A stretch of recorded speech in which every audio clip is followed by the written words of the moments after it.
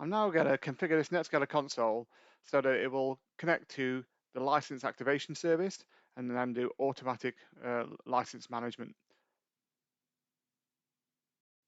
To go to the licensing section, we need to click on the icon on the left-hand menu, the third from bottom one. So I'll just click onto that one. There we go. So we're now into the license management section.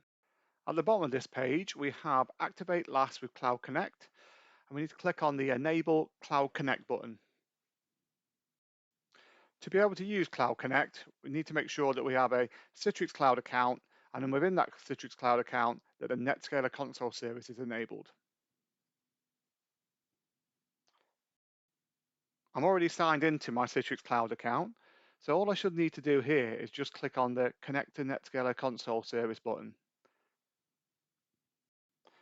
The NetScaler console will now go out and check that we have active licenses and that we can use the license activation service. There you can see we've logged in successfully.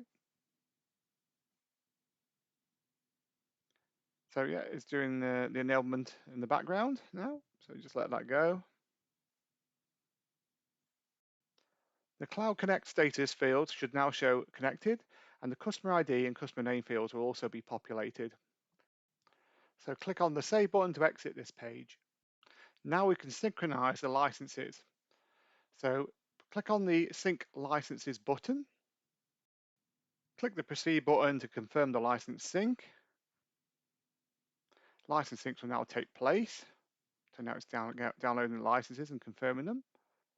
That's all done, and now the license activation status is active, and we do have some dates there, which will be around about 30 days for the licenses to run. They will renew after 30 days, so don't be worried about seeing it's only a 30-day period. So my license entitlement is showing, and I can see that I've got 4 instances that are ready to migrate to the last service. To change the licensing of a NetScalers to use the license activation service, all I have to do is click on Migrate.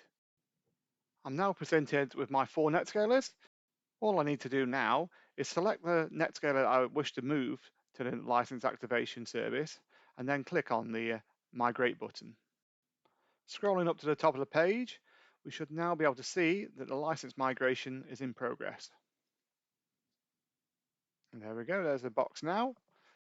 And that's it, it's all done. The NetScaler license is now migrated to the license activation service. And we can see there, it's all completed. Now, if I log in to the NetScaler that I've just migrated, I'll be able to check in the licensing section to make sure that it has registered with the last service. If I expand the system menu and then click on licenses, and there the license mode shows last for the license activation service.